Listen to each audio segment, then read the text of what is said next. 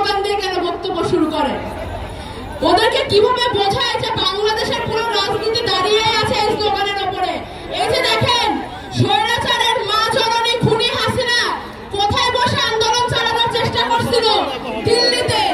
বাংলাদেশের রাজনীতি সারা জীবন থাকবে দিল্লি ভার্সেস ঢাকার মধ্যে। আমরা কি যেন শুনেছিলাম, 0 পয়েন্টে নাকি 3 ধরনের জায়গা পাওয়া যাবে না। একটাও দেখা যাচ্ছে না সোনার ছেলেদের। সবাই হারিয়ে গিয়েছে, সবাই গর্তে ঢুকে গিয়েছে। আমরা আগেও মাঠে ছিলাম, আমরা আজকেও মাঠে আছি। ভবিষ্যতে বাংলাদেশের বুকে যদি আর কখনো স্বৈরাচারের থাবা কাটতে চায়, আমরা সেদিনও মাঠে থাকবো ইনশাআল্লাহ। থাকবো কিনা?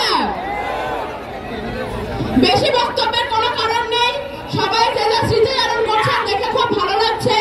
শুধু এটুকু বলতে চাই, স্লোগানটা মনে রাখবেন, বাংলাদেশের বুকে ইনকিলাব জিন্দাবাদ, মুজিববাদ মুর্দাবাদ, বাংলাদেশ চিরজীবী হোক। অংশগ্রহণকারী সকলকে ধন্যবাদ।